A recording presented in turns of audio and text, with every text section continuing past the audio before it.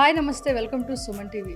Neat రాసాక qualify అయినాక ఇండియాలో మెడిసిన్ సీట్ రాకపోతే అబ్రాడ్ వెళ్ళాలని చాలామంది అనుకుంటారు. అయితే అక్కడ ఏ కంట్రీ బెస్ట్, అక్కడ ఎలా ఉంటుంది అవన్నీ తెలుసుకోవాలనుకుంటారు. అయితే మనతో పాటు ఎస్జీ కన్సల్టెన్సీ సర్వీసెస్ వారు ఉన్నారు.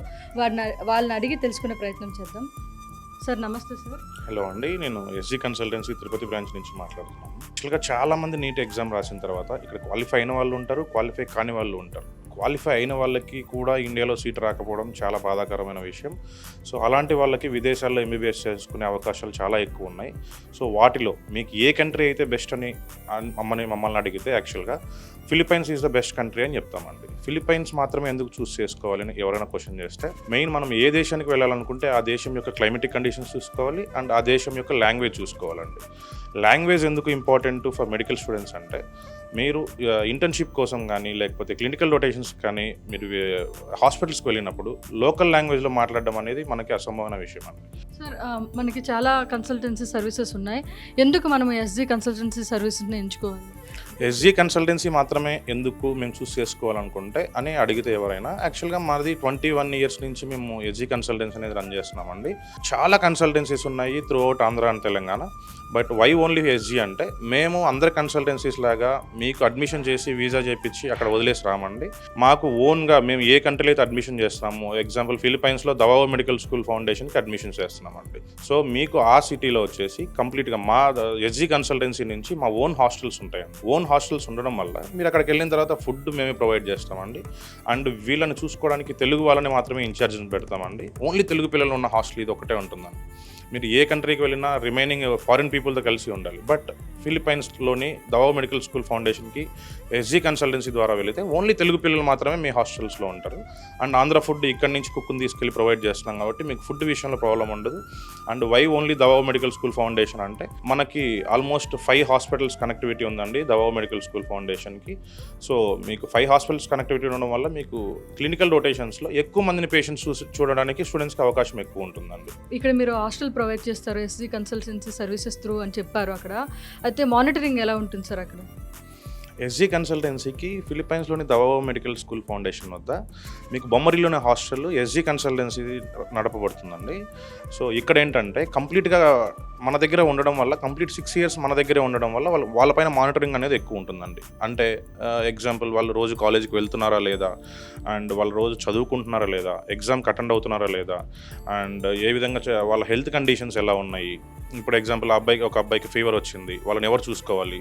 అదే మన హాస్టల్లో ఉంటే మన ఇన్ఛార్జ్ ఉంటారండి. వాళ్ళే హాస్పిటల్కి తీసుకెళ్ళి వాళ్ళు కేర్ తీసుకొని వాళ్ళు మళ్ళీ హాస్పిటల్ నుంచి డిశ్చార్జ్ అయిన తర్వాత వాళ్ళే కేర్ తీసుకుంటారు. ఇక్కడికి అక్కడ కంపేర్ చేస్తే స్టడీ ప్యాటర్న్లో ఏమైనా చేంజెస్ ఉంటాయా? 100% ఉంటాయండి. ఇక్కడ స్టడీ ప్యాటర్న్ ఏంటంటే, ఎగ్జామ్స్ అన్ని థియరిటికల్ ఎగ్జామ్స్ ఉంటాయండి. అంటే ఒక క్వశ్చన్ ఇచ్చి ఒక 10 lines 15 lines ఆన్సర్ రాయమంటారు. బట్ ఫిలిప్పైన్స్లో ఏంటంటే కంప్లీట్ ఎంసీక్యూస్ ఉంటాయండి, మల్టిపుల్ చాయిస్ క్వశ్చన్స్ ఉంటాయి. అంటే మల్టిపుల్ చాయిస్ క్వశ్చన్స్లో మీరు కరెక్ట్గా ఆన్సర్ రాయాలంటే కంపల్సరీగా ఆ సబ్జెక్ట్ అంతా మీరు క్షుణ్ణంగా నేర్చుకుంటేనే అవుతుందండి. అంటే ఇక్కడ ఎట్లా ఉంటుందంటే, మీరు ఒక క్వశ్చన్ ఇచ్చి దానికి ఆన్సర్ ఈజీగా పట్టేసి బై హార్ట్ చేసి ఎగ్జామ్ రాసేయచ్చు. బట్ అక్కడ ఎగ్జామ్ ప్యాటర్న్లో ఎట్లుంటుందంటే మల్టిపుల్ చాయిస్ క్వశ్చన్స్. అంటే ఒక క్వశ్చన్కి ఒక ఆన్సర్ మాత్రమే చూస్ చేసుకోవాలి. అది చూస్ చేసుకోవాలంటే మీరు కంప్లీట్గా ఆ క్వశ్చన్ పైన కానీ ఆ సబ్జెక్ట్ పైన కానీ కంప్లీట్ నాలెడ్జ్ ఉంటేనే మాత్రమే చూస్ చేసుకోగలుగుతారండి. సో ఇలా ఉండడం వల్ల ఏమవుతుందంటే, మన స్టూడెంట్స్ బై హార్ట్ చేయకుండా బట్టి కొట్టకుండా వాళ్ళ సబ్జెక్ట్ని ఈజీగా నేర్చుకోగలుగుతారండి.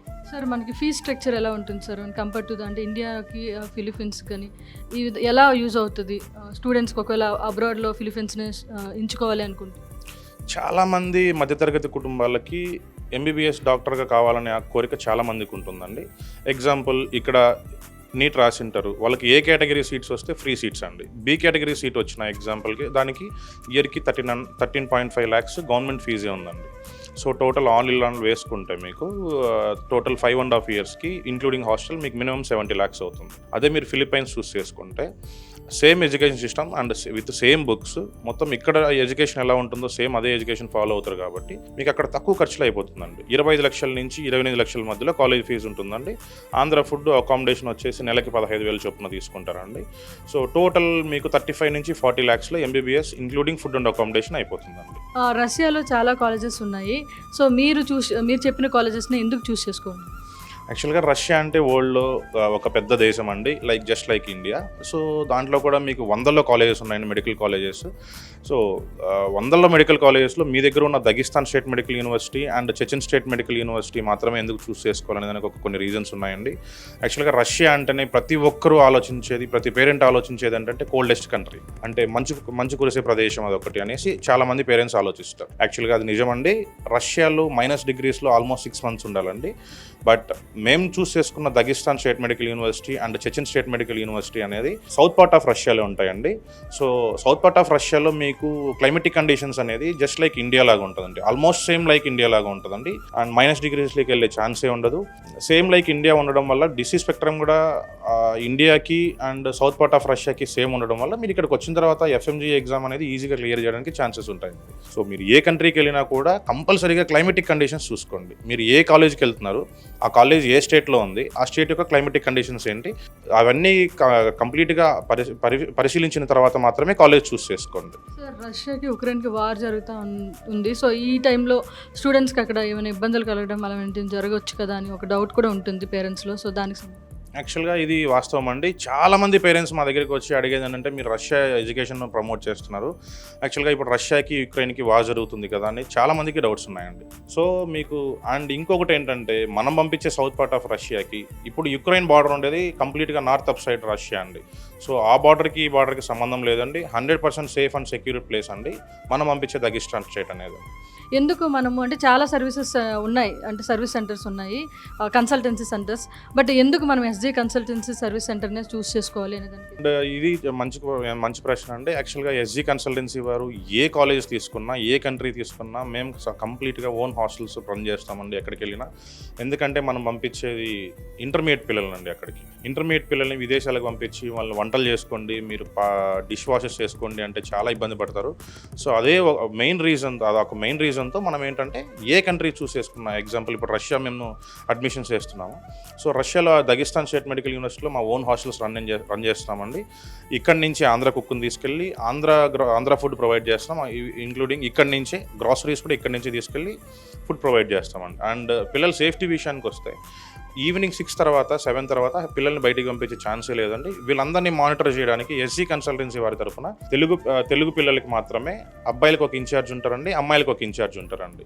సో వీళ్ళు ఉండడం వల్ల ఏమవుతుందంటే, మీరు డైలీ స్టూడెంట్స్ కాలేజ్కి వెళ్తున్నారా లేదా, వాళ్ళ అకాడమిక్స్ ఏంటి, వాళ్ళ ఎగ్జామ్స్ ఏ విధంగా రాస్తున్నారు, వాళ్ళ పర్సంటేజ్ ఏ విధంగా వస్తుందంటే కంప్లీట్ మానిటరింగ్ మా దగ్గర ఉంటుంది. కాబట్టి పేరెంట్స్ హ్యాపీగా మా దగ్గర చేర్పించవచ్చు అండి. సార్, అంటే ఇక్కడతో కంపేర్ చేసినట్లయితే ఇక్కడ కొన్ని ప్రైవేట్ కాలేజెస్ కూడా ఉన్నాయి.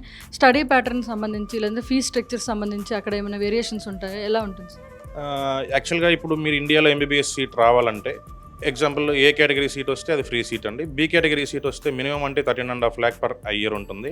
సో ఇంక్లూడింగ్ హాస్టల్ అవన్నీ తీసుకుంటే మీకు మినిమం అంటే 60 to 70 lakhs వరకు ఖర్చు అవుతుంది.